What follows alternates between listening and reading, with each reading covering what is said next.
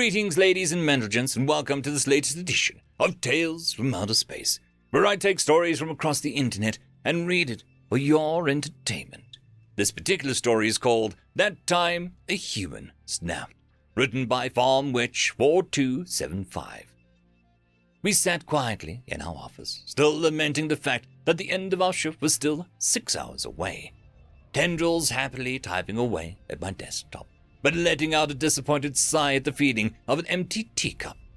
My human colleague on the opposite end of the room was carefully using his predator's gaze to scour reports, his left hand impatiently tapping on the metallic surface of his desk.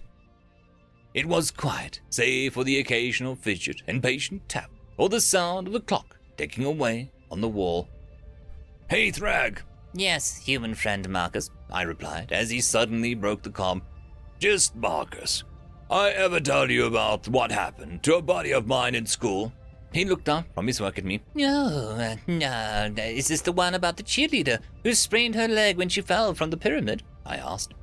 "When she fell onto me and broke 6 of my ribs. No, not that one." "Is it the one with the dog animal thing that you humans have? That one where the dog show held in the school escaped the cages and went on a, fluffiness rampage? I am curious now. I always was in the human stories. I loved listening to the odd things humans say." No, this is a new one. I haven't told you this one yet," he said, and carefully typed away at his keyboard. "Oh, do tell. I'm gonna guess though, was it a science experiment gone wrong and half the school blew up? Or was it a bunch of guys from the football team on their last day choosing to use the school as a paintball arena? Or was it a student who got caught, whatever that means, in odd place?" I got up from my seat and excitedly approached his desk. "No, that first one didn't happen, and no, but that story didn't happen. I'll tell you that one another day, and there are too many of those court stories to tell, so I'm not going to bother with those. No, this one's different." He completed his task and redirected his attention to me again. Oh my, it sounds serious." I sat down, resting my thorax on the soft carpet. "Yes, it is. It's when a buddy of mine in math class snapped and ate a demon's face," he said with a strange and disconcerting smile. A moment of awkward silence followed, several seconds of just the sound of the ticking clock. I became so tense that I suddenly forgot to breathe. "Wait, what?" He snapped. Completely snapped. He was stressed. He was angry. Life was finally went too far. And he snapped. He said as his smile slowly disappeared. "Snapped? Like humans spontaneously snapped themselves in half? That's terrible." My shock was horrific. Images of humans suddenly losing it and just snapping themselves in half and walking around like crablings. It was spontaneously funny and scary at the same time. No, nothing like that. It's a psychological thing. Life has a way of taking us too far sometimes. There is this old saying about staring into the abyss and it's staring back. It's when a human is driven to the brink of madness by life and its way of living. I sat there, unable to comprehend. I tilted my head to the side in confusion. You know small things, right? Being unable to find your keys. Being dragged out of bed because some idiot forgot to turn his car alarm off. Waking up in the morning and being thankful it's a Sunday. Then realizing you're late for work because it's not a Sunday, it's a Monday. Those little things that make you angry or annoyed. Those things. Oh, okay. Small things can make a human snap. Sometimes. It's the bigger things that drive people to the brink. It's the small things that usually make them jump. So, anyway, my buddy is in class, right? We're just sitting there and I notice he's having issues with some of his work. Pens and pencils not working, a razor not working. You know, the city stuff, she just annoys us. "Go on," I said, following what was going on. Turns out he has other stuff going. Family going through a divorce, his grades slipping because of the situation, a bully in school making his life a living hell. You know, those big things. He began to explain, using his hands in a way that humans do to better convey their points. So what happened was, his pencil end snapped for like the 20th time. He sharpened it again, and then it snapped again. He finally had enough, so to speak, and threw the pencil at the front of the class. Face turned red, he rammed his hands into the desk. Pure undulated rage and frustration, just pure rage. Then suddenly some creature appeared in the class. It was a demon, red skin, horrible, wings, horns, looked like a goblin kind of thing, with horns and red skin, like the ones I showed you in the comic book that I gave you last week. Oh, those things, that's odd, I said, recording this peculiar sight of human fantasy creatures and monsters. So this demon appears, far as I knew. The sheer rage and unbridled hatred made this guy manifest in the class. My buddy jumped at him and slammed him to the wall, then began beating him with absolute tar out of the demon. I blinked. I didn't even know that I could blink, but I blinked. His first instinct was to attack. A demon, a spawn of the underworld, and the human's first instinct was to attack. Okay, then.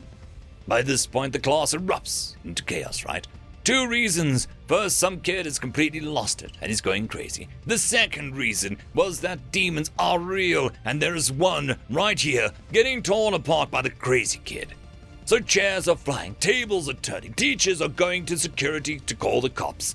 You know, chaos. Marcus flailed his arms about to further convey the scene. Chaos I was picturing in my head. Oh my. My carapace shook a bit out of fear. So the crazy kid is beating on this demon who's flailing around. But it's a demon, you know. It can't do much beyond a gentle thud. The kid realizes this, so, just like that, he starts chewing on the demon's face. What? I shrieked, half in terror, half in shock. Yeah, just like that, just after the demon kind beat him back with his whole insolent whelp thing demons do. This kid just pounces back on him and bit down on a chunk of his face. Then just went to fragging town on him. It was now the demon started to actually feel pain and noticed that he was losing. I sat in silence. So the demon starts shrieking for help. A demon starts begging for help. He was like, Help, help me. He's eating my face. He's eating my face. And nobody can't do anything because everyone is in shock. The kid is now simultaneously chewing on demon skin and tearing chunks out of it while pummeling this poor bastard as hard as he can. Marcus said and mimed the movements he witnessed that day. I sat in shocked silence. Images of a human teen doing this flashed in my mind. So by now the demon has had a significant chunk of himself chewed away, and the kid grabs him with one horrible, almighty roar, pulls the demon's skull with all of his superhuman strength, and tears the demon's head clean off. Marcus mimed out the movement, mimicking the horrible motions of a human tearing a demon's head off. I couldn't talk. This was terrible. So this kid tosses the head aside and returns to his table, calmly returns to his desk, to their normal position, and sat on a chair, thinking for a bit. After a couple minutes, he starts laughing. Like, honestly, laughing. Like he's just heard a really, really funny joke. Then he just goes quiet and returns to his schoolwork and acts like nothing happened, but until the cops came. It was a huge news story back on the day. I still sat in shocked silence. So the whole thing came out like, holy crap, demons are real, and some kid killed one. There was a whole media circus surrounding the incident, and he was mandated to do some therapy and serve some time in juvenile hall. I only saw him again that last Thursday. He looked good, all things considered. You saw the boy again? I asked, my voice jittery and scared. Yeah, so did you. He was the human with the purple eyes that got this job in accounting last week. Jeff, you met him yesterday. I screamed in terror, and then promptly passed out. The lizard-like being dressed like a police officer looked at me with a concerned expression. So, that is all that happened. You told him a story. It was a true story. It even made the news back in the day. I tell him these things all the time. Never had a reaction like this before. Is he gonna be okay? I replied nervously, tapping my foot. The doctors say tell me he will be fine. He just needs to rest after a nasty shock. The story can't possibly be that bad, though," the cop said and directed us to sit in the waiting room. "It's a new story from years ago. I was in the class with a friend of mine when it happened. He recently joined my accounting firm, too. Good to see him," I replied and tried to rest. "So, what is the story exactly?" the cop asked. Sec. I hurriedly pulled out my tablet and got to the link with the relevant news article and archive. The cop looked at it and then read the articles, looking over the videos, his lizard-like facial features losing color and losing life. It was at this moment my old buddy Jeff walked in. "Hey dude, what's going on?" "Thrag is an emergency. Had a bit of a scare, so I'm here with him until his family gets here." "Why are you here?" I asked, shaking my purple-eyed friend's hand. "Boss told me to find you, said to take the rest of the day off. What's up with Thrag, though?" "Oh, hello, officer." Jeff smiled at the policeman and extended his hand in the hello. The police officer noted Jeff's purple eyes and the purple eyes of the teenager in the news clip proudly holding aloft a demon's severed head. He screamed in terror, then passed out. End of story.